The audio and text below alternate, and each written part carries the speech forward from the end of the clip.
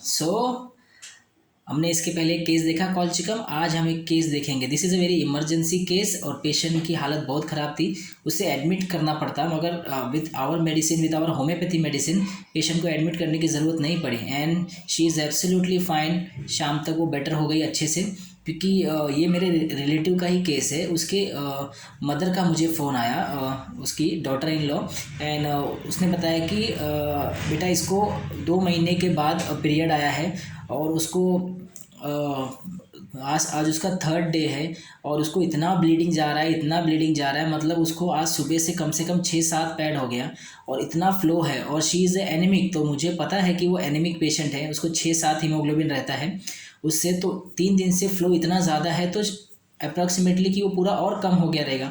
And वो पूरा चेहरा उस बोल रहे हैं कि पूरा सफ़ेद हो गया है और वो ज़मीन पे सो गई है और उसके पेट में इतना दर्द हो रहा है, रह रह के ऐसा दर्द हो रहा है कि वो बहुत बेचैन हो गई है।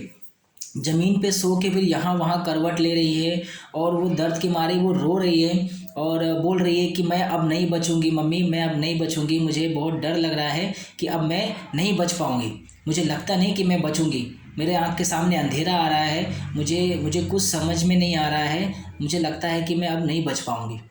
तो उसकी मदर इन लॉ ने मुझे ये जब बताया तो मैंने बोला ठीक है चलो मैं आके चेक कर लेता हूँ। तो मैं वहाँ गया और मैंने देखा कि the patient was lying on the floor, मतलब लाइंग ऑन फ्लोर, नीचे ज़मीन पे सोई हुई है और एकदम बेचैन है, पेट को पकड़ के वो यहाँ वहाँ करवट ले रही है और रो रही है। मैंने पूछा क्या हो गया, क्या दिक्कत हो रही है? तो उन्होंने बताया कि मुझे मुझे बहुत रह रह के ऐसे बीच बीच में इतना दर्द हो रहा है और मतलब मेरे को अजीब सी घबराहट हो रही है अंदर से, मेरे को आँख के सामने अंधेरा आ रहा है, मेरा इतना ब्लड जा रहा है कि मैं थोड़ा सा भी हिलने डुलने से और फ्लो बढ़ रहा है, मगर ये दर्द रह रह के मुझे बहुत टीस मार रहा है, तो मुझे सहन नहीं हो रहा है दर्द और मेरा सुबह से इतना ज़्यादा ब्लीडिंग हो गया है कि मुझे कुछ समझ में नहीं आ रहा है कि मैं क्या करूँ। तो मैंने बोला ठीक है, तो मैंने बोला कि आपको ऐसा क्यों लग रहा है कि आप नहीं बचोगे?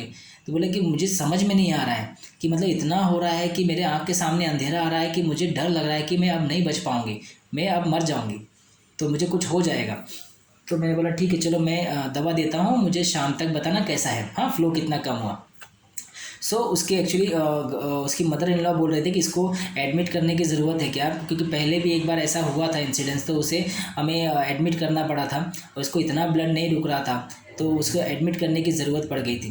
तो मैंने बोला कि नहीं कोई ज़रूरत नहीं है, शाम तक देखते हैं, हम कल डिसीज़न लेंगे, कोई प्रॉब्लम नहीं है, अगर दवा से रुक जाता है, पेन कम हो जाता है तो फिर ज़रूरत नहीं आएगी, क्योंकि ब्लीडिंग इतना ज़्यादा है एंड शी इज़ एनीमिक, तो उसको 6 ग्राम खून रहता है और अगर हमारे और इतना ही सीवियर ब्लीडिंग अगर कल भी कंटिन्यू रहा तो डेफिनेटली उसका हीमोग्लोबिन 2-3-4 के आसपास आ गया तो वो शॉक में जा सकती है। तो मैंने बोला देखते आज के दिन देखते, मुझे पिछले शाम को ही इन्फॉर्म करो 3-4 घंटे बाद ही, क्योंकि 12 बजे मैंने उसे दवा दिया था और मैंने बोला कि मुझे 4-5 बजे के आसपास इन्फॉर्म करना कैसा है, पेट का दर्द और ब्लीडिंग कैसा है। मैंने उसे 200 का वाटर में 100 ml में डाल के दिया और मैंने उसके हस्बैंड को बोला कि इसको एवरी 1 आवरली आप इसको 100 ml ख़त्म करना है, आपको 10-10 ml पिलाना है, हर 1 घंटे में 4 स्ट्रोक दे के उसको 10 ml पिलाना है, ठीक है। तो जब तक 10 डोज होगा उसको 100 ml के हिसाब से 10 × 10 100 हो जाएगा, तो 10 डोज उसको जाने दो और फिर उसके बाद मुझे शाम को इन्फॉर्म करना कैसा है।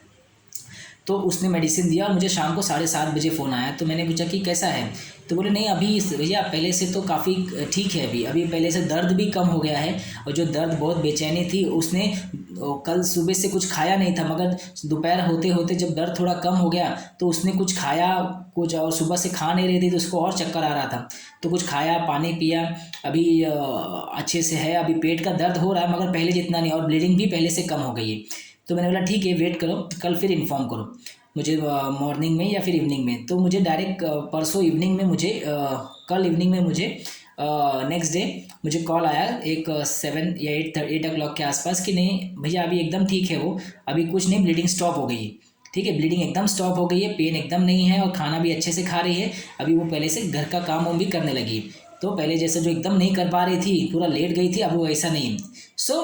200 डोज देने के बाद उसको मैंने एवरी 1 आवरली 1 आवरली मैंने 10 ml 4 स्ट्रोक देने के बाद उसको लेने को बोला था and she is absolutely fine, उसे एडमिट करने की ज़रूरत नहीं पड़ी क्योंकि इतना फ्लो था और शी इज़ एनीमिक, तो शॉक में जाने का मेरे दिमाग में भी था कि कुछ और फ्लो बढ़ जाएगा तो कुछ पेशेंट को इमरजेंसी शायद पड़ सकती है। मगर वो निकल गई। ठीक है, तो सिंपल मैंने उसे 200 का डोज दिया था। तो हम इसको एनालिसिस करते हैं। आप देखिए पेशेंट आपको बोलता, पेशेंट आपको कुछ ना कुछ हिंट या कुछ ना कुछ आपको वर्जन देता ही है। ईच एंड एवरी केस ऐसा नहीं होता है कि पकड़ना हमें है। ठीक है, चाहे आप उसको फेल से पकड़ो, चाहे आप उसको रूब्रिक से पकड़ो, चाहे आपको अलग अलग एंगल से, आपको बस वो मेडिसिन सिमिलम तक पहुंचना है। ठीक है, बहुत लोग मुझे बोलते हैं कि सर आप इसका फील बता दो और मुझे इस मेडिसिन के बारे में पढ़ा दो। तो मैं एक ही चीज़ बोलना चाहूँगा कि देखिए, मैं फील के बारे में मुझे बहुत ज़्यादा मैं डीप जाता नहीं हूँ। ठीक है, मैं पेशेंट में वही देखता हूँ जो पेशेंट मुझे दिखाता है। पेशेंट वही सिम्टम्स लेता हूँ, वही वर्जन को उठा के मैं कन्वर्ट करता हूँ रूब्रिक में, और उसके बेस पे मैं पेशेंट को प्रिस्क्राइब करता हूँ। तो मैं सीधा प्रेजेंट, परसिस्टेंट, प्रीडोमिनेंट में पेशेंट क्या बोल रहा है, क्यों बोल रहा है, कैसे बोल रहा है, मैं उस पर ध्यान देता हूँ, और पेशेंट का प्रिस्क्रिप्शन मेरा उसके ऊपर से ही मेरा ज़्यादा रहता है। तो इस केस में भी आप देखेंगे कि इस केस में अभी कुछ फील की ज़रूरत नहीं है। आपको फील भी आ गया रहेगा ये मेडिसिन का, आपको रूब्रिक्स भी समझ में आ गए रहेंगे। ठीक है, तो सिंपल है, पेशेंट कंडीशन में करता क्या है। अब ये क्या कर रही है, ज़मीन पे लेट के रेस्टलेस है। ठीक है, रेस्टलेस है, रो रही है दर्द में, और क्या बोल रही है कि मैं बचूंगी नहीं, मैं मर जाऊंगी, मुझे लगता है मेरी आंख के सामने अंधेरा आ रहा है, ब्लैकआउट हो रहा है, मेरे को समझ में नहीं आ रहा है, मुझे लगता है मैं मर जाऊंगी, मैं बच नहीं पाऊंगी। ये उसकी वर्जन है। आपको बस यही चीज़ पकड़ के उसको मेडिसिन देना है। सिंपल सोचेंगे तो आपको मेडिसिन का फील भी समझ में आ जाएगा और रूब्रिक्स भी समझ में आ जाएंगे, क्योंकि रूब्रिक्स के थ्रू ही फील हम पकड़ सकते हैं। हमें रूब्रिक्स समझ में है ना कि हाँ, तो फिर हमें मेडिसिन भी समझ में आ जाएगी, आपको फील भी समझ में आ जाएगा।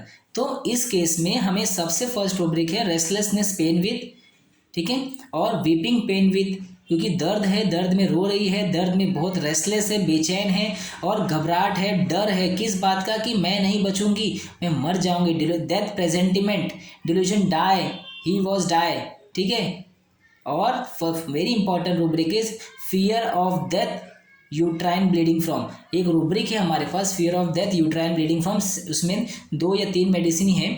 ठीक है, और weeping pain with the restlessness pain with, और डेथ प्रेजेंटिमेंट। डेथ प्रेजेंटिमेंट क्या है कि वो अभी क्या कर रही है, अभी पहले से ही इस तकलीफ इतनी है, उसको डेथ दिखाई दे रही है ना, शी इज प्रेजेंटिमेंट, पहले से ही डेथ का सोच रही है कि मैं अब नहीं बच पाऊंगी, मेरे को कुछ हो जाएगा, मैं मर जाऊंगी, मेरे को कुछ हो जाएगा।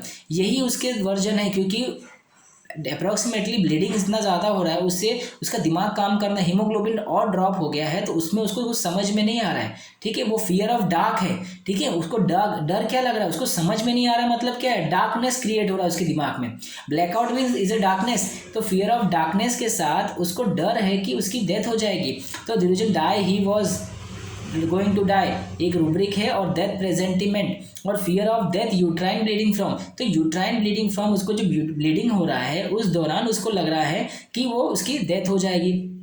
तो मैंने ये रूब्रिक्स 5 रूब्रिक्स अप्लाई किया था मैंने उस केस में, और आप इसको फेल से भी जाओगे तो भी यही मेडिसिन आने वाली। मैंने उसे एकोनाइट 200 दिया, और एकोनाइट 200 देने के बाद शाम तक ही मतलब उसके जो काफ़ी जो इतना सीवियर पेन और जितना ब्लीडिंग हो रहा था वो काफ़ी कंट्रोल में आ गया। नेक्स्ट डे उसका ब्लीडिंग स्टॉप हो गया। ठीक है, जबकि वो होता नहीं था, उसे एक बार एडमिट किया था उसको। बाद में मुझे पता चला जब ठीक होने के बाद कि मुझे उसके हस्बैंड ने बताया था कि यही कंडीशन पहले भी हुआ था, मगर हमें उसको एडमिट करना पड़ा था। तब ब्लड भी चढ़ाने बोला था, मगर हमने चढ़ाया नहीं था। फिर हमने गोली लिख के दिया था, मगर उसका हीमोग्लोबिन 6 या 7 के आसपास ही रहता है। मैंने बोला ठीक है कोई बात नहीं। अब मगर तब से अभी तक एक साइकिल और हो गए हैं। इस बार उसको ब्लीडिंग उतना ज़्यादा नहीं हुआ, and she is absolutely fine, कोई पेन नहीं, नॉर्मल पेन रहा फर्स्ट डे, एंड 4 डेज में उसका ब्लीडिंग स्टॉप हो गया। एकोनाइट 200 देने के बाद वो इससे कम आउट हो गई। ऐसे इजी आप लगता बहुत इजी है, मगर आप देखिए आपको परफेक्ट हिट सिमिलिमम करना है, आपको वर्जन और आपको रूब्रिक्स याद होने चाहिए, तब आप हिट कर सकते हो। आप चाहे इसको फील से जाओ, चाहे आप उसको रूब्रिक से जाओ। ठीक है, क्योंकि रूब्रिक्स आपको पता होगा तो आपको ऑटोमेटिक दिमाग में फील आने लगेगा। तो फर्स्ट आपका प्रिस्क्रिप्शन क्या होना चाहिए, प्रेजेंट, परसिस्टेंट, प्रीडोमिनेंट, पेशेंट करता क्या है, पेशेंट आपके पास आया क्यों है, किस लिए आया है, और पेशेंट आपके सामने कर क्या रहा है, बोल क्या रहा है, वो बहुत इंपॉर्टेंट है। ईच एंड एवरी केस आपको सिर्फ वही देखना है। तो इस केस में भी मैंने सिर्फ वही देखा जो पेशेंट ने मुझे दिखाया, और जो पेशेंट ने बोला मैंने उसी को ही रूब्रिक्स में कन्वर्ट किया और मैंने उसे मेडिसिन 200 दिया एकोनाइट का, एंड वो पेशेंट ठीक हो गया। ठीक है, इसी तरह से अभी हम नेक्स्ट वीडियो मिलेंगे एक बहुत इंटरेस्टिंग केस के साथ, जो मैं आप एक बच्चे का केस शेयर करूँगा, और बहुत अच्छा केस है, नए रूब्रिक्स सीखेंगे इसके बारे में। ठीक है, थैंक यू सो मच।